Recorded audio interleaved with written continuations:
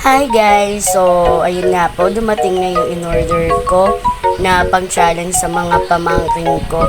Nung nakita ko po siya online, nagustuhan ko siya kasi mga bata pa yung pamangkin ko and feeling ko mag-e-enjoy sila kapag nilaro nila to. So, medyo natagalan nga ako guys sa pagtatanggal ng balot kasi sealed siya.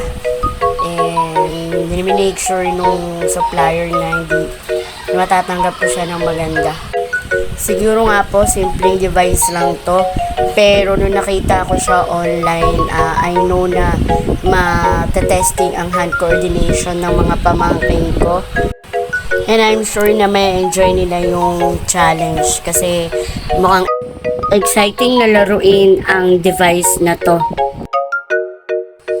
I can't wait na magamit namin ang hand speed challenge device na to, lalo na ngayon at bakasyon, and very much willing naman yung mga pamangkin ko na sumali sa aking mga pa-challenge. So, yan nga guys, for the next vlog, makikita nyo kung paano namin nilaro at ginamit ang hand speed challenge device na ito.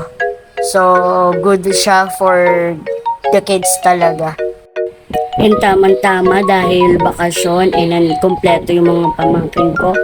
So, hindi ko pala lampasin yung pagkakataon na makasama sila with this vlog.